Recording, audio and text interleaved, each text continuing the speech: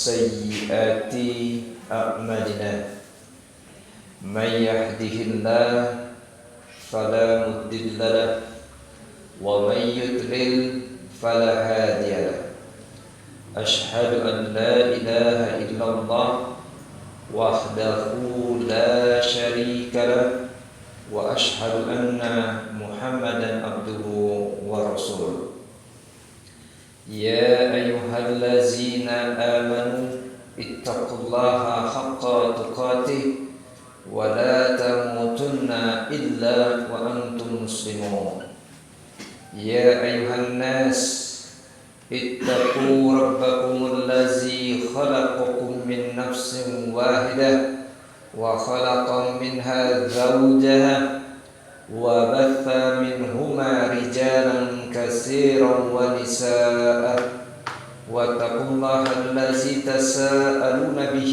والأرحام إن الله كان عليكم رقيبا يا أيها الذين آمنوا اتقوا الله وقولوا قولا سديدا يصلح لكم أعمالكم ويغفر لكم ذنوبكم ومن يطع الله ورسوله فقد فاز فوزا عظيما أما بعد فإن أصدق الحديث كتاب الله وخير الهدي هدي محمد صلى الله عليه وسلم. Saudara-saudara yang dimuliakan Allah Subhanahu wa taala, kita lanjutkan kembali kajian kita. Mungkin pada kesempatan kali ini kita akan sampaikan sedikit klarifikasi kepada saudara kita yang bertanya ketika kemarin ada saudara kita yang meninggal dan ketika kuburnya dipenuhi dengan tanah, kok nggak dipadatkan dengan diinjak, tetapi malah kalau dalam bahasa Sunda ditimbris dengan menggunakan bambu. Iya mah rada aneh, ada yang berkata seperti itu. Kemudian juga setelah selesai kuburan itu ditutup, kok nggak ada sambutan-sambutan? Biasanya kalau ada yang meninggal dunia itu ada sambutan dari pihak ini dan pihak itu. Nah, bagaimana argumentasinya? Ya. Sekali lagi saya ingin menyampaikan urusan ibadah sebenarnya nggak perlu kita pertentangkan, kita ributkan. Kenapa? Karena nanti di yaumil akhir kita akan maju menghadap Allah Subhanahu wa taala sendiri-sendiri dan akan diminta pertanggungjawaban dan kita harus menyiapkan hujahnya. Karena nanti kita akan bacakan ayat suci Al-Quran bahwa Allah Subhanahu wa ta'ala tidak mungkin mengazab satu kaum kecuali Allah Subhanahu wa ta'ala telah mengutus para nabi dan rasul. Wa ma kunna mu'adzibina hatta nab'atha rasulah. Tidak mungkin kami mengazab satu kaum, kata Allah, kecuali kami sudah mengutus seorang rasul untuk menjelaskan apa yang diinginkan oleh Allah Subhanahu wa ta'ala. Dan kita sering membaca ayat suci Al-Quran bahwa Allah Subhanahu wa ta'ala mengingatkan, laqad kana lakum fi rasulillahi uswatun hasanah. Sungguh telah ada pada diri Muhammad sallallahu alaihi wasallam apa?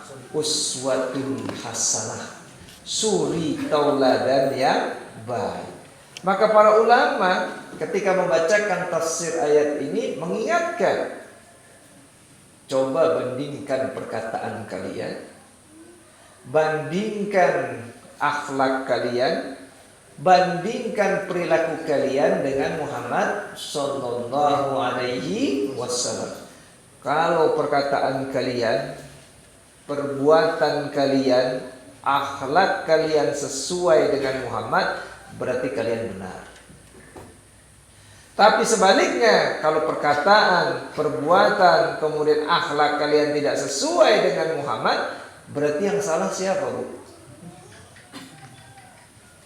Kata Rasulullah, siapa yang salah?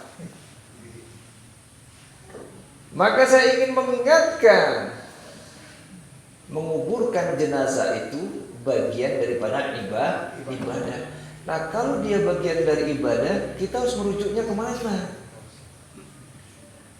Maka kita harus bertanya kepada Nabi kita Muhammad sallallahu alaihi wasallam. Bagaimana bertanyanya? Ya, dengan berusaha membuka hadis-hadis Nabi sallallahu alaihi wasallam. Kenapa? Karena nanti di yaumil akhir Nabi akan didatangkan untuk menjadi saksi bagi umatnya. Jadi ketika Anda melakukan sesuatu, nanti Nabi saksinya. Kalau sesuai, ya benar. Kalau nggak sesuai, Anda tidak berhak untuk mengaku umat Muhammad sallallahu alaihi wasallam. Mana argumentasinya? Allah Subhanahu wa taala telah berfirman di dalam surat An-Nisa ayat ke-41. Sebelum kita akan membahas sedikit argumentasi yang kita pakai, kenapa kita seperti tadi tidak menginjak-injak kuburan, kemudian juga kita tidak ada sambutan kiri dan kanan, kemudian juga kenapa kita memasukkan mayat dari arah kaki, bukan dari samping. Ya. Nah, argumentasi yang pertama tadi kita ingin mengingatkan bahwa Muhammad akan jadi saksi. Allah Subhanahu wa taala berfirman di dalam surat An-Nisa ayat ke-41. A'udzu billahi samii'il 'aliim minasy syaithanir rajim. Fa kaifa idza ji'na min kulli ummatin bisyahidin wa ji'na bika 'ala haula'i syahida. Perhatikan firman Allah Subhanahu wa taala ini. Maka bagaimana iza ji'na, apabila kami mendatangkan min kulli ummatin, dari setiap umat, siapa? Seorang saksi bisyahidin, yaitu Rasul. Kita ini umat siapa? Umat Muhammad. Mungkin Musa yang jadi saksi kita. Maka aneh kalau ada orang mengatakan abdi menuturkan Nabi Sulaiman. Bingung. Karena ia teh ilmu Sulaiman, menuturkan Nabi Sulaiman. Kita ini umat Muhammad, berarti nanti jadi saksinya itu Muhammad. Tata cara penguburan itu pun akan jadi saksi nanti Muhammad. Nanti kalau benar, apa kata Nabi? Ya benar. Kalau salah, berarti Anda menyelisihi Muhammad. Kalau Anda menyelisih Muhammad, pertanyaannya, masih pantaskah Anda disebut sebagai pengikut? Pantas tidak? Enggak pantas. Masa yang namanya pengikut menyelisihi yang diikuti. Saya bilang sama Iwan Wan, tuturkan abdi. Iya kakala mempar, belok kiri. Yang namanya pengikut ikut saja di belakang. Nah, didatangkan Nabi sebagai saksi atas mereka itu. Ya, maksudnya sebagai umat. Mari kita baca tafsir ayat ini. Ibnu Katsir rahimahullah menjelaskan tentang ayat ini. Yaqulu ta'ala mukhbiran an khawli yaumil qiyamati wasiddati amrihi wasya'nihi. Allah Subhanahu wa taala berfirman, mengabarkan tentang kengerian yang terjadi pada hari kiamat dan perkara serta keadaan yang sangat keras, sangat berat. Perkara kiamat itu sangat berat, apalagi nanti perkara hisab. Hisabnya itu sangat detil. Kalau kita laki-laki, mulai dari mimpi basah, dugikan maut orang, dihisab oleh Allah Subhanahu wa taala. Diminta pertanggung, dan Anda harus siap memberikan jawaban. Kalau tadi ditanya, nah penguburan yang model gitu, kemudian Anda mengatakan di RW 5 begini, wah repot. Karena hujannya bukan RW 5. Harus orang masing-masing menyiapkan hujan. Dan hujan itu nggak perlu kita pertentangkan. Kalau dia sudah ada hujan kan beres. Ya, nggak usah kita sesama kaum muslimin jadi ramai, karena kita masing-masing naik sendiri nanti. Jadi kalau kita melakukan amal ibadah, ya ini hujah kami, selesai. Dan Anda siap-siaplah bertanggung jawab dengan apa yang Anda kerjakan. Fa kaifa yakunul amru wal halu yaumal qiyamati hinna yaji'u min kulli ummatin bisyahidin.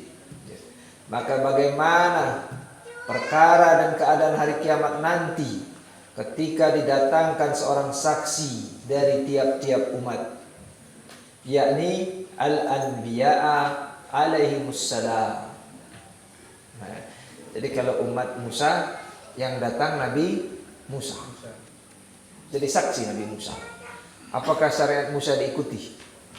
Kemudian Isa, didatangkan Isa. Apakah syariat Isa diikuti? Nah, kalau kita umat Muhammad, maka yang akan datang jadi saksi siapa? Waduh, berat Makanya aneh kalau kita sering mengatakan dalam bahasa Sunda, orang kudu turut tumut kaman tenang. Tetapi kita justru ketika dilihat lebih dalam lagi, jauh panggang dari api. Ibu tahu Bu artinya jauh panggang dari api? Tahu artinya? Teasak-asak. Jauh panggang dari api. Kama qala ta'ala, sebagaimana Allah Ta'ala berfirman, wa asraqatil ardu bin nuri rabbiha wa wudi'al kitabu wa ji'a bin nabiyyina wasyuhada'i. Dan terang benderanglah bumi pada padang mahsyar dengan cahaya keadilan Rabb-Nya, dan diberikanlah buku perhitungan perbuatan masing-masing. Nanti di padang mahsyar itu catatan amal dibagikan. Masing-masing orang bisa melihat sendiri track recordnya masing-masing. Track record ketika dengar azan masih Kennedy di apa namanya itu di warung. Dengar azan masih kene sibuk macul. Eta kan dimajukan nanti. Track recordnya dengar azan masih kene di mana? Di balong. Itu semuanya dimajukan ke Anda, dan Anda harus siap untuk bertanggung jawab. Aduh, kadang-kadang nangis baca kayak gini. Berat banget hisab itu nanti di yaumil akhir. Semua ditanyakan. Punya uang ditanyakan, kenging di mana ya duit? Dari Bank Emok. Wah, cilaka dari Bank Emok. Ditanyakan nanti. Karena hisab itu sangat berat. Sudah dapat dari Bank Emok kumaha? Kernaon? Kermeser parap gogok, masya Allah. Semuanya akan ditanyakan oleh Allah Subhanahu. Kita boleh Pak, apa namanya, bersembunyi dari manusia, alias kalau dalam bahasa kerennya pencitraan. Tapi kita tidak bisa bersembunyi dari Allah Subhanahu wa ta'ala. Yastafuna minan nas wala yastafuna minallah. Kamu bisa sembunyi dari manusia ya, kata Allah, tapi kamu tidak bisa bersembunyi dari Allah. Kita boleh pencitraan. Seperti saya misalkan disebut orang ustaz, bisa saya bikin pencitraan. Tiap ketemu, Assalamualaikum. Wah, pokoknya supaya kelihatan ustaz nah. Tapi sebenarnya niat saya jauh dari itu semua. Niat saya sebenarnya ingin sesuatu. Saya bisa bersembunyi dari Anda, tapi saya tidak bisa bersembunyi dari Allah Subhanahu wa ta'ala. Yastafuna minan nas wa la yastafuna minallah. Ini berat. Berat Bu ya. Ibu bisa pencitraan di hadapan suami. Aduh, abang, kalau misalkan dari Sumatera, kalau dari Sunda, akak, aduh, menih, ya, wajahnya luar biasa. Tapi itu hanya pencitraan. Dalam hatinya itu mungkin ibu mendoakan kapan akan teh maut.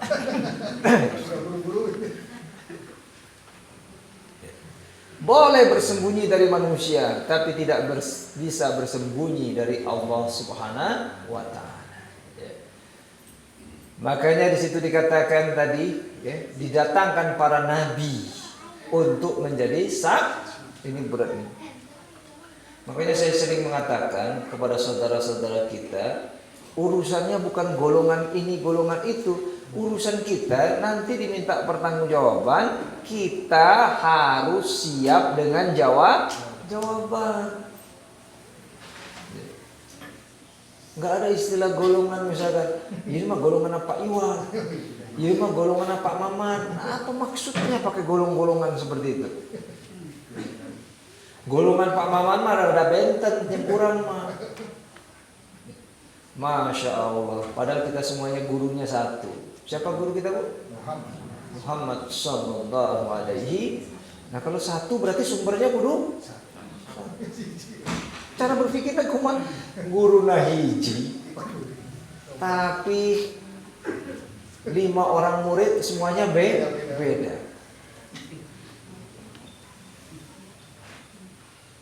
Qala Ibnu Abbas menafsirkan tentang firman Az-Zumar ayat 69 itu. Qala Ibnu Abbas radhiyallahu taala anhuma yashhaduna 'alal umami bi annahum balagu risalatillahi ilaihim. Ibnu Abbas mengatakan bahwa para nabi itu menyatakan persaksiannya terhadap umatnya masing-masing bahwa mereka telah menyampaikan risalah-risalah Allah Subhanahu wa taala kepada umatnya masing-masing. Jadi risalah penguburan itu sudah disampaikan, harusnya standar. Kalau nggak standar gimana? Motor kalau nggak standar gimana? Nah, nggak guling. Maka harus standar, karena sudah disampaikan. Makanya Nabi ketika di Haji Wada itu berkata kepada para sahabat, apakah sudah aku menyampaikan? Apa kata para sahabat? Sudah engkau sampaikan. Kemudian Nabi menunjuk ke langit. Apa kata Nabi? Ishad, saksikan ya Allah. Hal balagtu, apakah aku sudah menyampaikan? Begitupun tentang cara penguburan sudah disampaikan. Iya, orang Islam penguburan pakai dupa kumaha gitu. Ayah nuk itu saya juga pernah ikut. Alah, kenapa mau menyang kata saya. Apa Nabi mengajarkan kita bawa menyang? Kemudian orang beralasan, oh enggak Ustaz, di dia mah kieu. Kalau begitu ngapain Rasul diutus itu? Kalau kita menggunakan logika di dia mah kieu. Bukankah Nabi itu diutus untuk menjelaskan syariat Allah? Ya kita sebagai umatnya ikut saja. Nah cuma nanti kalau di dalam misalkan ada perselisihan, ternyata juga sumbernya satu dari Muhammad, beres. Seperti contoh, kalau takbir, kita mau takbiratul ihram itu misalkan. Itu Nabi itu biasa, di dalam kitab Nawawi Al-Autor dijelaskan ada 3 versi. Boleh kita mengatakan Allahu Akbar baru naik tangannya, atau naik dulu tangannya Allahu Akbar, atau bareng-bareng Allahu Akbar. Ayah nu opat Allah, ayo beda deui. Nah kalau misalkan Anda pakai yang nomor 1, nomor 2, nomor 3 sudah selesai masalahnya, karena masing-masing punya sumber. Nggak usah menyalahkan lagi, yang satu menyalahkan yang dua menyalahkan 3, karena satu sumbernya dari Muhammad sallallahu alaihi wasallam. Begitupun Nabi ketika memimpin sholat, Itu Nabi itu balik dulu menghadap jamaah, baru Nabi mengatakan sawu, luruskan, atau dengan bahasa yang lain. Ya. Setelah selesai sholat, Nabi itu biasa menghadap ke makmum, langsung berhadap-hadapan, biasa menghadap ke utara, biasa menghadap ke selatan. Semuanya sumbernya dari Nabi. Kita yang biasa menghadap utara, tiba-tiba ayah jelema ke selatan. Jadi aneh ya.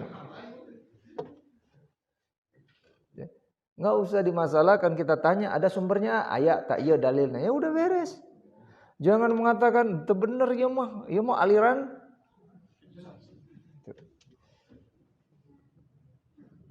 Kenapa sekali lagi saya ingin mengingatkan masing-masing kita akan ditanya, maka kita harus siap dengan hujahnya. Kemudian was-suhada'i, maksud was-suhada'i di dalam surat Az-Zumar tadi, maksudnya adalah as-suhada'u minal malaikati al-hafizati ala a'malil ibadi min khairin wasyarrin. Yakni dari kalangan para malaikat pencatat amal, perbuatan semua hamba, baik amal yang baik ataupun amal yang buruk. Sekarang ini Pak, malaikat itu pencatat amal itu lagi nunggu kita. Apapun yang kita ucapkan, apapun yang kita lakukan, semuanya akan dicatat. Makanya ibu jangan pernah mengatakan malaikat nggak nyatat. Suami belum pulang, ternyata lupa nitipin uang. Ternyata ibu marah-marah masak di dapur. Ibu ngomong kasar. Nggak ada suami ini. Kalau ada suami sieun urang mah. Jadi mongpong nggak ada suami sambil mukul apa? Naon Bu? Katel. Begini nasib gitu, masya Allah, ngomong naon itu. Itu dicatat kok malaikat teh. Inilah penyesalan yang tiada akhir. Dapatkan si koret pelit medit cap jahe, dicatat kok Allah teh melalui para malaikat. Nanti ibu harus tanggung jawab di yaumil. Kenapa di jam sekian, di waktu sekian Anda berkata koret pelit medit cap jahe kepada suami Anda? Ibu mau jawab apa? Memang enya, dicatat lagi memang enya.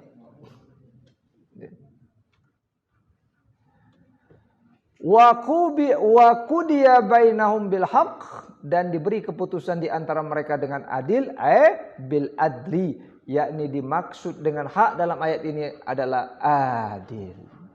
Di dalam firman Allah yang lain, wa yauma nab'atsu fi kulli ummatin syahidan alaihim min anfusihim, dan ingatlah akan hari ketika kami bangkitkan pada hari tiap-tiap umat seorang saksi atas mereka dari mereka sendiri, yakni ummatihi, yakni atas umatnya.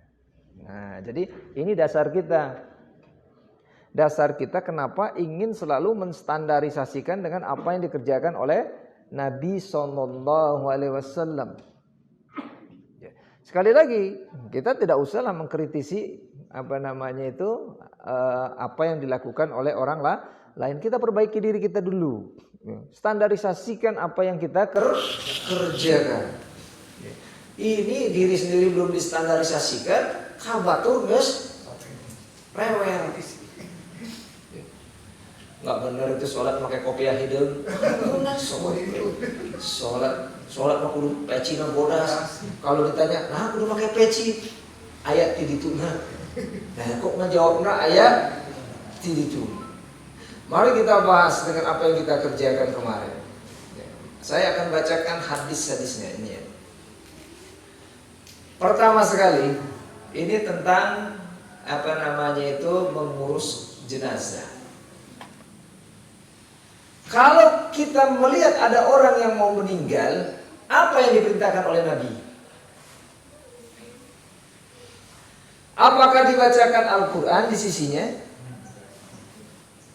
Ataukah dilakukan hal-hal yang lain?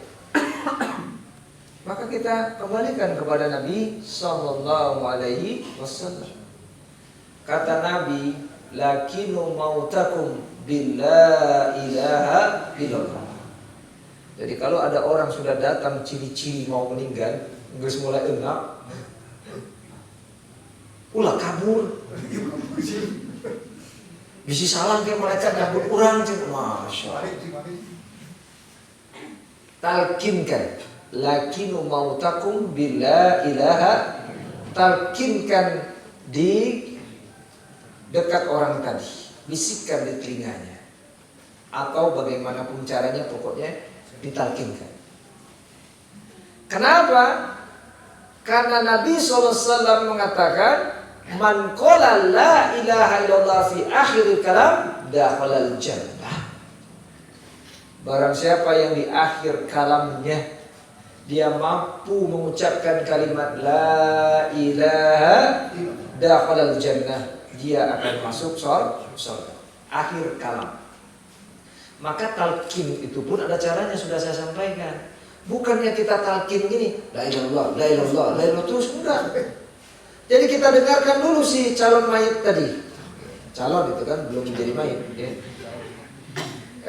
La ilaha illallah. La ilaha, la ilaha illallah. Baru dia mengatakan la ilaha, sudah cukup, diam. Amati dulu. Akhir kalimatnya berarti la ilaha. Kemudian dia ngomong lagi, oh, eta kade kalapa aya mengajaga teh. Berarti talqin deui. La ilaha. Talqin terus. La ilaha, cicing deui. Akhirnya ngikut lagi la ilaha. Nah, udah diam. Bukan la. Kan begitu. Selesai seperti itu. Ternyata ngegigau lagi. Pemajikan saya kemana? Masih kena ingat? Pemajikan. Talqin deui la ilaha illallah. Akhirnya dia tutup kalimat akhirnya dengan mengatakan la ilaha, maka dakhalal jannah. Tapi maaf saudaraku yang dimuliakan Allah Subhanahu wa taala, belum pernah, jarang kita menyaksikan orang yang akhir kalamnya dengan enak mengatakan la ilaha langsung out. Iya mah kadek toko masih kena mikir toko. Selesai meninggal, ternyata matanya terbelalak. Apa yang harus kita lakukan? Tutup matanya. Berdasarkan apa? Kebiasaan di dia, bukan kebiasaan di dia. Hadisnya gini, kita bacakan hadisnya. Ummu Salamah berkata, ketika Abu Salamah meninggal, Rasulullah SAW datang ke rumah kami untuk menjenguk jenazahnya. Jadi ini di dalam Islam diajarkan gitu. Jadi kalau ada saudara yang meninggal, ya, kalau nggak ada rukhsah, nggak ada kesibukan yang lain, datang. Sieun urang mah. Nah, sieun. Datang ke kuburan sieun. Padahal kuburan itu rumah terakhir. Saya kemarin juga ke ke daerah Soreang, ke gunung. Kemudian ada kuburan, saya dekat dulu sambil merenung. Sebentar lagi mungkin kita juga bakal masuk kuburan. Bukan sieun. Malulah kalau sudah belajar agama sieun. Anu tukang maksiat gitu sieun. Tuh coba lihat di pahlawan, saya pernah lihat itu bobogohan di. Apa alasannya aman? Masya Allah, mana bobogohan di gubuk. Liar jelema zaman kiwari. Nah, kalau matanya terbelalak ditutup berdasarkan hadis ini. Kita bacakan hadisnya tadi. Ini hadis riwayat Imam Muslim. Ya. Di situ dikatakan, an Ummi Salamah qalat dakhala Rasulullah sallallahu alaihi wasallam ala Abi Salamah wa qad saqqa basaruhu wa akmadahu thumma qala innar ruha iza qubida tabi'ahul basaru. Fadduha nasun min ahli faqala la tad'u ala anfusikum illa bi khairin. Fa innal malaikata yu'minuna ala ma taquluna. Jadi ketika Abu Salamah meninggal, Nabi datang menjenguk. Sekali lagi Bu ya, saya ingin mengingatkan ini. Jadi kalau ada orang meninggal, berusaha untuk, apalagi kalau ada saudara kita. Kalau kita kan kalau ada yang meninggal, ya, biasanya di grup cuma innalillahi. Tulisan doang, innalillahi. Sebenarnya terjunah siksa. Yunah kan, Rasul datang. Kalau memang tidak ada penghalang. Karena tidak semua orang yang meninggal Nabi datang. Tapi ada juga orang, wah mana Ustaz Habib ini nggak datang. Padahal saya juga mungkin ada masalah, mungkin lagi di luar kota. Kok cina Ustaz, tapi itu suudon mana? Kesel saya sama orang suudon gitu. Ada orang Jerman gitu tes suudon. Biarlah dia dengan Allah yang akan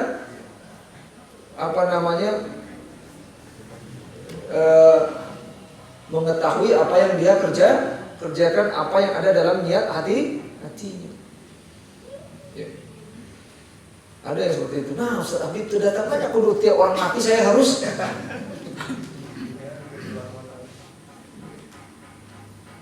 Nah, kalau dengan ilmu kita akan datang. Ya, saya pernah datang ya, saudara kita Pak Yoyo kan meninggal. Saya datang.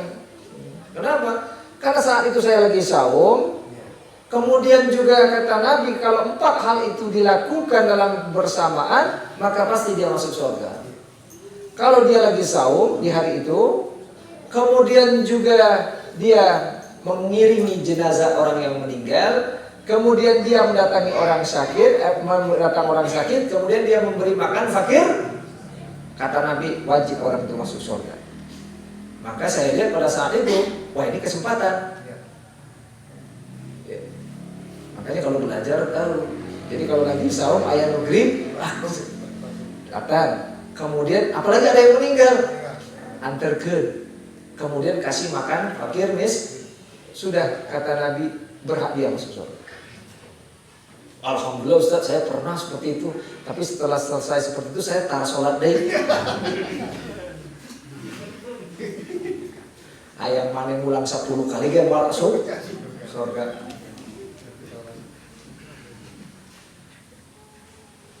Kemudian di situ dikatakan Abu Salamah tadi terbelalak matanya, maka beliau pun menutupnya. Maka sunnahnya kalau ada orang meninggal matanya terbelalak ditutup. Ulah kieu terbelalak ningali jurit. Padahal di sini kan Nabi mengatakan tabi'ahul basaru, mata ini melotot melihat ruhnya tadi keluar dari dirinya. Nah itu tuh. Nanti kalau kita lihat ada yang meninggal melotot, dia lagi memandangi ruhnya berpisah dari jasad. Tapi aneh juga kita, kalau kita nganterin orang mati ya, kadang-kadang kita nggak merasa kita bakal mati. Lu mati mah Pak Eman, itu orang malah mikir Padahal itu sudah cukup untuk mengevaluasi diri. Kemudian Nabi menutup matanya. Kemudian juga kata Nabi, dan keluarganya pun meratap histeris. Ya, keluarga Abu Salamah meratap histeris. Dan Nabi SAW ya berkata kepada keluarganya tadi, dan janganlah sekali-kali mendoakan atas diri kalian kecuali kebaikan, sebab itu malaikat akan mengaminkan apa yang kalian ucapkan. Makanya ini juga kata Nabi ya. Jadi kita ini kalau mau mengeluarkan kata-kata, cobalah yang baik, karena malaikat akan mengaminkan. Misalkan kita datang ke satu tempat, ya, ucapkan kata yang baik, maka diaminkan oleh malaikat. Ya. Maka jangan ngomong yang jelek-jelek, nanti diaminkan kumaha. Anda misalkan kayak gini ditanya, Bu, punya uang? Apa jawab Ibu? Bujang. Hese, makanya hese jeng. Makanya kita alhamdulillah. Boga duit, insya Allah. Nah, kan gitu, amin. Gitu. Jadi jangan papayahan wah itu jurus nanti. Sieun di pentaku, bantur. Tanya ada duit, ayat. Alhamdulillah. Bisa minta tak eta. Kalau pada tak eta.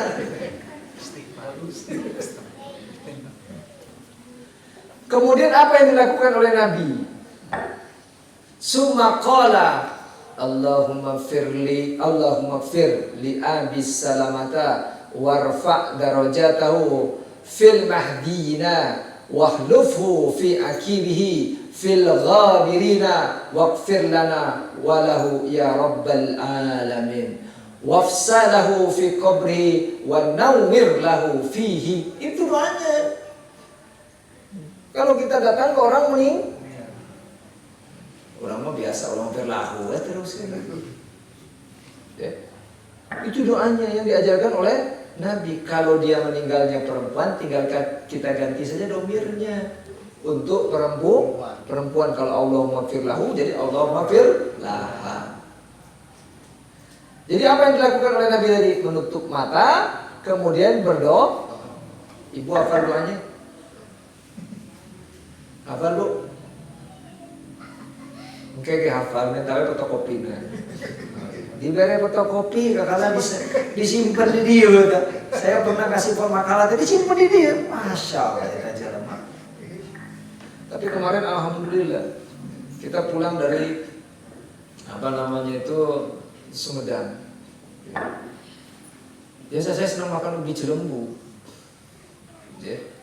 Walaupun semua orang ngaku ubi cilembu asli. Mana mau asli? Kalau tanya asli. Tanya asli, asli kabeh. Enggak ada yang enggak asli kabeh, asli ubi cilembu. Ada lagi yang nulis 100%. Ya kalau kita tanya tuh sama Pak Yoyo mungkin di mana sih ubi cilembu asli itu? Itu ayah. Akhirnya, tapi aneh. Saya sama istri saya beli di satu tempat. Terus ternyata saya tunggu-tunggu, istri saya mana? Oh ternyata istri saya lagi kelihatan seperti rada amok gitu. Jadi lagi diskusi sama yang dagang. Terus saya tanya, setelah istri saya masuk, ngapain gitu teh?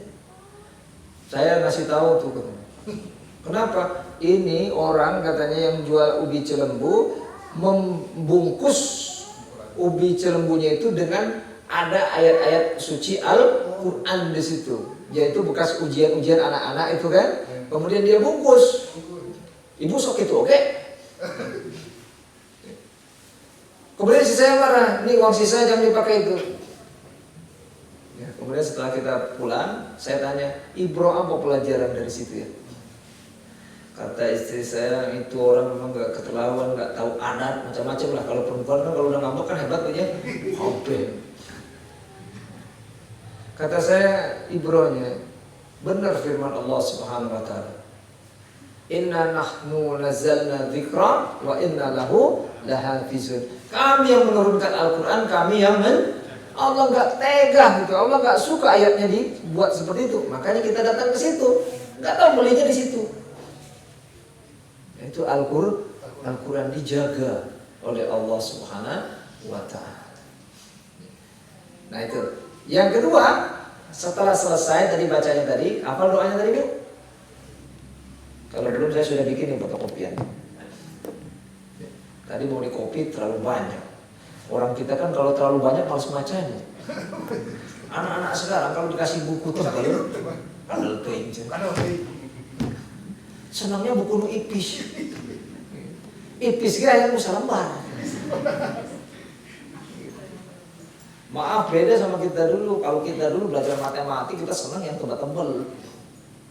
Resep pokoknya kalau baca buku tebal. Kalau anak sekarang andal ini. Kalau uang resep.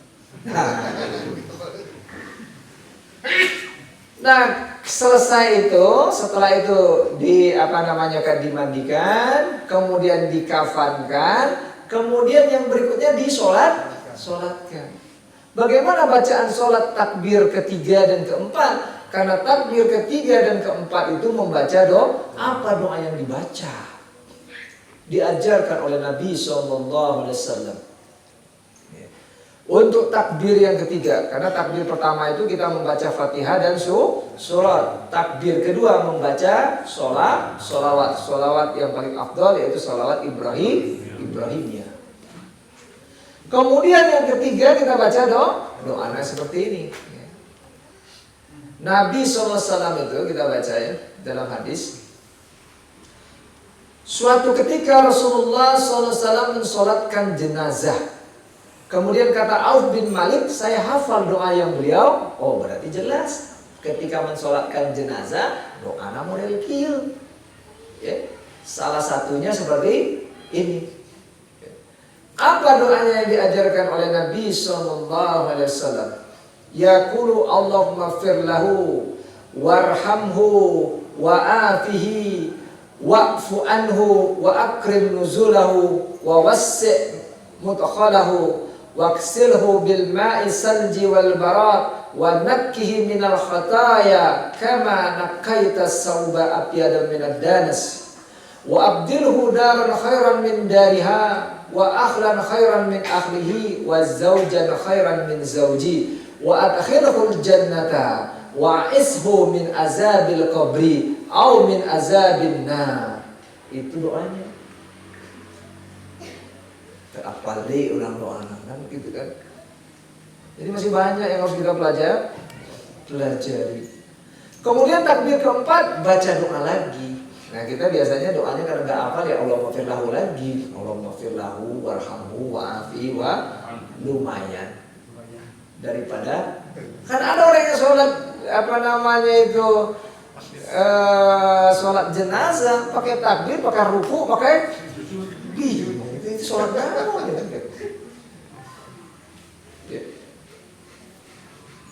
Dan karena yang meninggalnya perempuan maka imam itu berdiri sejajar dengan perutnya. Kalau laki-laki kepala. Itu aturannya. Ya. Itu takbir ketiga. Kemudian takbir keempat baca apa? Ya. Takbir keempat ya itu kita membaca doa lagi. Ya. Bagaimana doanya yang diajarkan oleh Nabi SAW? Kita baca hadisnya dari Abu Hurairah. Ya. Bahwa kata Abu Hurairah yang berkata Rasulullah SAW pernah mensolati jenazah, kemudian beliau mengucapkan doanya faqala Allahumma gfir li hayyina wa mayyitina wa saghirina wa kabirina. Itu yang dibacakan ya, dan itu seterusnya ya. Itu harus kita hafalkan kalau kita mau ikut sunnah Nabi. Selesai doa itu. Selesai sholat, nanti kita ini selesai sholat jenazah ada lagi prosesi. Maka Pak RT anu bade didugikeun. Maka Pak RT maju, Pak RT. Wargi nu sadayana ada orang misalkan ke kantun anu jelma anu macam-macam pokoknya mah bawaannya bagus-bagus aja. Setelah selesai Pak RT, maka Pak RW, beres Pak RW, maka kula wargina selesai. Nanti di kuburan gitu lagi gitu kan. Ya kita sekali lagi ya nggak pedulilah. Kalau mungkin kalau ada dasar silakan. Tapi kita membaca hadisnya sudah sangat jelas bahwa Nabi SAW selesai sholat jenazah, ya jenazahnya itu diangkut. Ya. Nah selesai sampai ke kuburan. Ibu hafal doa masuk kuburan? Ada yang masuk kuburan tuh nggak hafal, nyelonong aja. Ada yang masuk kuburan tuh injak kubur. Padahal Nabi SAW melarang kita untuk menginjak kuburan. Ya. Haram hukumnya menginjak kuburan. Ya. Makanya kalau mayit itu sampai, kita baca doa kubur, sudah kita pernah sampaikan. Kemudian masukkan mayit tadi, kalau di kita kiblat itu arah barat, masukkan dari arah selatan kakinya. Ini mah dari tengah. Ya. Nggak boleh dari tengah kecuali ada sebab supaya kita ikut sunnah. Kalau kuburannya memang nggak ada jalan lagi kecuali dari tengah, ya dari tengah. Karena al-hukmu yaduru ma'ilati wujudan wa ada. Masuk dari sana. Plus. Kuburan itu diajarkan dalam syariat, ada yang dibikin lahat, ada yang dibelah tengah. Yang dibikin lahat itu kalau kuburannya keras, seperti kemarin kuburannya itu harus lahat disopak dalam. Kemudian kalau kuburannya gembur, di tengah dibelah. Kalau kita ditempel, bingung gitu, aduh kumaha itu. Ayah saya lihat ditempel, masya Allah, ya. Harusnya dibelah. Setelah selesai itu ditutup dengan padu atau dengan apapun untuk menahan gempuran. Nah setelah itu ditutup nggak boleh diinjak, karena nginjak kuburan itu dilarang. Aduh, saya lihat orang langsung loncat, injak mana berdasarkan dalilnya. Kita bacakan hadis Nabi SAW. Apa kata Nabi SAW? Rasulullah SAW bersabda. Ya. Apa kata Nabi? Qala Rasulullah SAW, la an amsiya ala jamratin aw syayfin aw akhsifa. Na'li birijli ahabu ilayya min an amsiya ala qabri muslimin. Apa kata Nabi SAW? Ya? Aku berjalan di atas bara api atau pedang atau dengan melepas sandalku, sungguh lebih aku sukai daripada berjalan di atas kubur seorang muslim. Berjalan aja nggak boleh, apalagi di.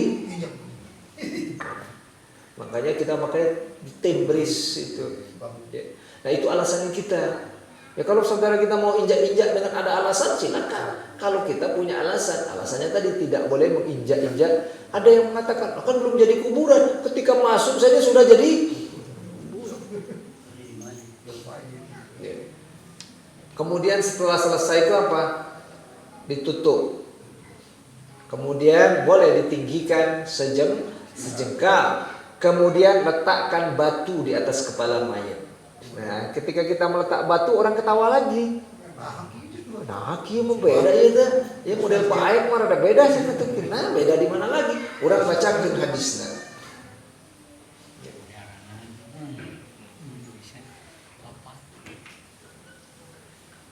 Kemudian di situ dikatakan, kita baca ya.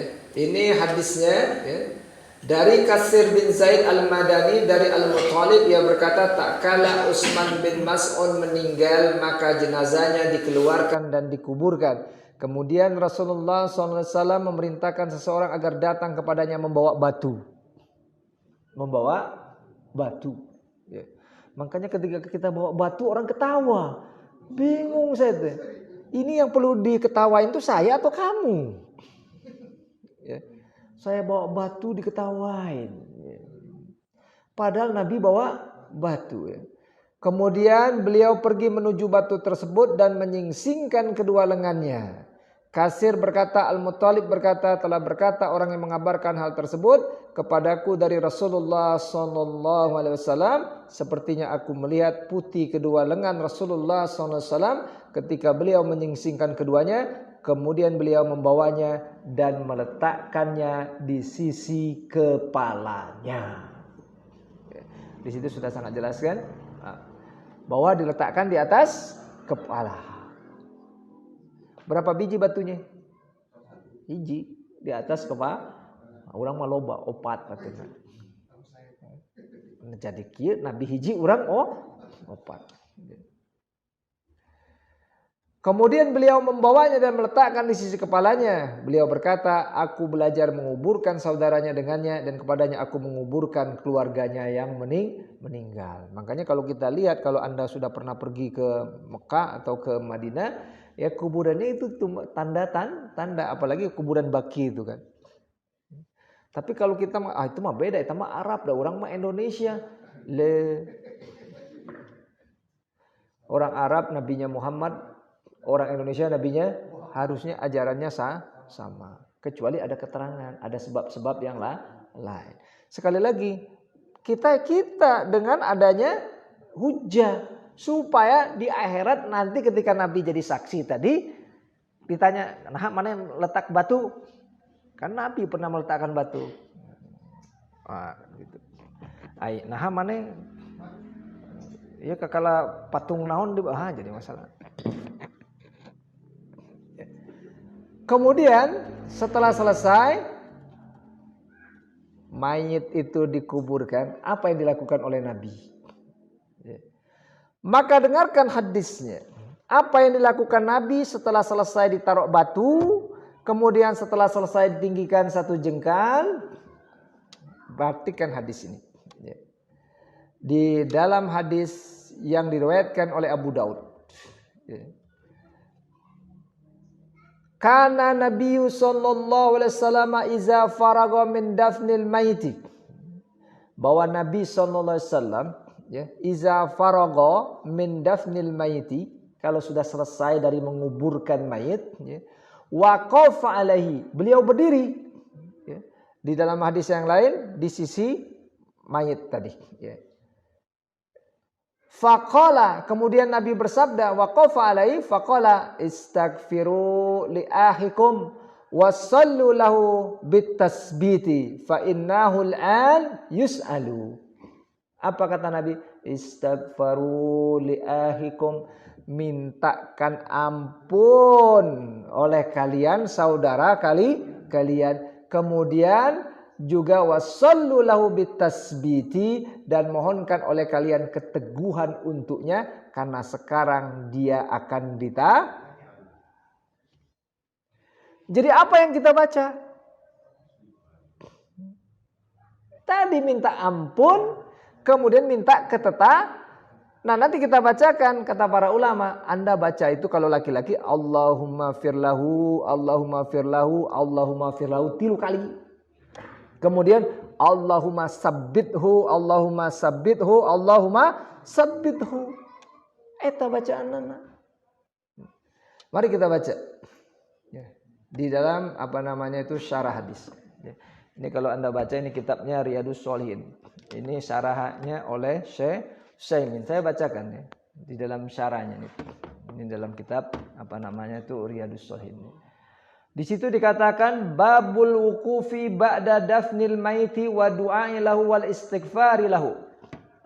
Bab berdiam setelah menguburkan mayit, kemudian berdoa untuk mayit, kemudian beristighfar untuk mayit. Di situ beliau melanjutkan apa katanya? Wa zalika annal maita iza dufina fa innahu ya'tihi malakani yas'alanihi an rabbihi wa dinihi wa nabihi. Karena yang demikian kata Syekh ketika annal maita, sesungguhnya mayit iza dufina, apabila dia sudah ditutup, dikuburkan, fa innahu ya'tihi malakani, karena nanti akan datang, sesungguhnya pada orang itu akan datang 2 orang malaikat, akan bertanya tentang apa? An rabbihi wa dinihi wa nabiyihi. Jadi malaikat itu akan bertanya, makanya Allahumma sabbithu, supaya dia kuat menjawab. Kemudian dilanjutkan lagi, fakana Nabi sallallahu alaihi wasallam, adalah Nabi sallallahu alaihi wasallam iza faragha min dafnil mayiti, apabila beliau setelah selesai dari penguburan mayat, di situ dikatakan waqafa alaihi, yakni indahu, beliau berdiri di mana, yaitu indahu, di sisi mayit tadi. Kemudian di situ dilanjutkan waqala, kemudian Nabi berkata istaghfiru li ahikum. Makanya kalau kita yang berdiri mimpin tuh ngomong begitu, istaghfiru li ahikum wasallu lahu bitasbiti, dan mohonlah keteguhan hati untuk bisa menjawab gitu. Tapi di orang kan bedanya, begitu aya nomor mangga Pak RT, mangga Pak RW, kebetulan yang datang loba, kaleresan ieu mah aya Pak Camat, mangga Pak Camat, gening aya Pak Bupati. Mangga Pak Bupati, iraha beresnya itu. Ya mungkin ada istiadat yang biasa dilakukan di suatu tempat seperti itu. Maka kita seperti tadi, kita tidak mencelah itu, kita harus mencari mana yang sesuai karena nanti Nabi jadi saksi. Nah kalau nanti kan ditanya mana itunya dalilnya Pak RW kudu maju, Pak RT kudu maju. Nah kemudian dilanjutkan oleh beliau apa nama tadi? Fa'innahul an yus'al, karena sekarang dia ditanya. Fayusannu lil insan, maka dianjurkan bagi manusia iza faradhan nasu min dafnil maiti ayyakifa indahu wa yaqulu Allahumma ighfir lahu thalatha marrah. Maka dianjurkan bagi manusia, ya siapapun yang sudah menguburkannya tadi, ayyakifa indahu, untuk berdiri di sisi mayat tadi, wa yaqulu, kemudian berkata Allahumma ighfir lahu, kalau yang meninggalnya laki-laki, kalau yang meninggalnya perempuan, Allahumma ighfir laha thalatha marrah, 3 kali. Kemudian lanjutkan Allahumma sabbithu thalathan. Kemudian berdoa lagi Allahumma sabbithu thalathan. Jadi Allahumma firlahu 3 kali, Allahumma firlahu, Allahumma firlahu. Kemudian lanjutkan Allahumma sabbithu, Allahumma sabbithu. Allah itu pendek kan? Kemudian di situ dikatakan li'anna nabiyya sallallahu alaihi wasallam kana ghaliba ahyani iza da'a thalathan. Kebiasaan Nabi kalau berdoa itu kan 3 kali. Ya kita ikuti saja 3 kali. Nah, gitu 3 kali. Suma yansarifu wala yajlisu ba'da zalika la lidzikri wala liqiraati wala lil istighfari. Hakadha ja'at bihi as-sunnah. Kemudian suma yansarifu bubar. Jadi setelah membaca Allahumma sabbithu Allahumma sabbithu bubar. Di situ dikatakan la yajlisu, enggak ada lagi duduk-duduk, ba'da dzalika, setelah itu la lidzikri, enggak ada zikir-zikir, wala liqiraati, enggak ada juga bacaan-bacaan, wala lil istighfar, enggak juga ada istighfar. Hakadha ja'at bihi as-sunnah, demikian apa yang ada datang dari sunnah gitu. Apa lu? Itu sunnah Nabi sallallahu alaihi wasallam. Kemudian bagaimana dengan adanya banyaknya manusia yang mereka berdoa jamaah di kuburan. Kemudian seseorang seperti tadi yang mimpin, yang lain mengaminkan. Beliau berkata seperti ini, laisa hadza min sunnati Rasulillah sallallahu alaihi wasallam. Cek bahasa orang, ieu mah sanesti sunnah Nabi sallallahu alaihi wasallam. La min sunnati khulafa'ir rasidina, tidak juga merupakan sunnah dari khulafa'ur rasyidin radhiyallahu anhum. Wa inna ma kana Rasulullah sallallahu alaihi wasallam yursiduhum illa ayastaghfiru lil maiti wa yas'alu lahu at-tasbita. Karena sesungguhnya Nabi sallallahu alaihi wasallam memberikan petunjuk kepada mereka untuk melakukan dan memohon supaya si mayit tadi diberikan keteguhan. Kullun binafsihi, masing-masing wae. Walaisa jama'atan, tidak dengan berjamaah. Kemudian baru pulang. Itu tata cara. Jadi kita lakukan itu kemarin. Tapi nggak tahu ketika saya sudah pulang apalagi yang dikerjakan. Ya. Kemudian ayah deui. Ya kita sudah ngerti, kadang-kala ada saudara kita yang justru melanjutkan dengan cara-cara yang tidak disunat. Itu mah urusan mereka. Yang penting kita sudah menjalankan sesuai sunnah. Karena orang yang mati nggak ditanya lagi urusan orang yang hidup. Yang hidup akan ditanya. Kita yang hidup ini, kamu mengantarkan jenazah, kamu menguburkan jenazah, sesuai nggak dengan Rasulullah Sallallahu Alaihi Wasallam? Dan ternyata kalau kita bongkar, masya Allah, jauh panggang dari apa bu artinya tadi bu? Jauh panggangan dari api. Ya. Dan mudah-mudahan Allah Subhanahu Wa Taala memberikan kita kekuatan untuk senantiasa. Ini doa-doanya nanti saya kirim saja melalui grup lah. Ya. Ya, silakan dibaca nanti doa-doanya itu. Ya. Soalnya dikirimkan melalui grup. Ya.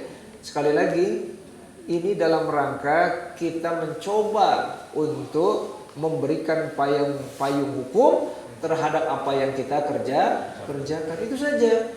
Untuk saudara kita yang ada perbedaan, itu urusan mereka.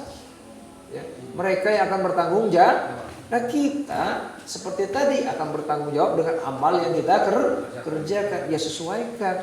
Nah, kalau sudah ternyata masih juga ada kesalahan, mudah-mudahan diampuni oleh Allah Subhanahu wa Ta'ala. Ya, itu yang bisa saya sampaikan. Mudah-mudahan ada manfaatnya. Sebelum ditutup, ada pertanyaan silakan. Mangga.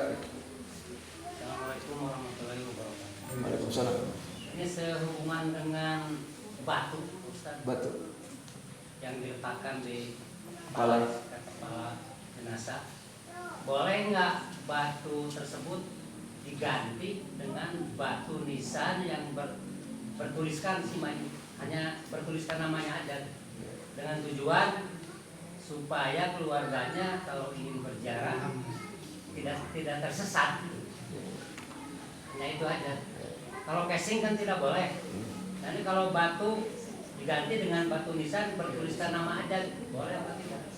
Yang pertama, kalau kita lihat hadis, ya, kuburan itu kan tidak boleh dibangun, tidak boleh dikubur, kemudian tidak boleh ditulis. Nah, di Arab juga kan nggak ada tulisannya. Itu mah Arab. Ya udah, kembali ke hadis tadi. Hadis tadi tidak boleh dikapur, tidak boleh ditinggi, tidak boleh ditulis. Nah, kita tidak tulis. Dan sekali lagi, jangan pernah kita berprasangka kalau orang itu sudah meninggal dunia, rumahnya di situ. Ya, ziarah kubur itu kemana wae, dalam rangka untuk mengingat kematian, dalam rangka melembutkan hati. Untuk saudara kita yang sudah meninggal, dimanapun kita doakan. Seperti itu Pak ya. Ada hadis itu. Ada yang lain? Silakan ibu-ibu, ada yang mau pertanyaan? Kalau nggak ada, itu saja. Mudah-mudahan ada manfaatnya. Jadi mudah-mudahan ini klarifikasi juga kepada ada saudara kita yang ya kelihatan lah ada dari pandangannya itu seperti meledek. Nah, ini dasar kami. Nggak tahu Anda dasarnya bagaimana. Ya. Mudah-mudahan apa yang saya sampaikan ada manfaatnya. Kalau ada kesalahan mohon dimaafkan. Aqulu qauli hadza wa astaghfirullah li wa lakum. Assalamualaikum warahmatullahi wabarakatuh.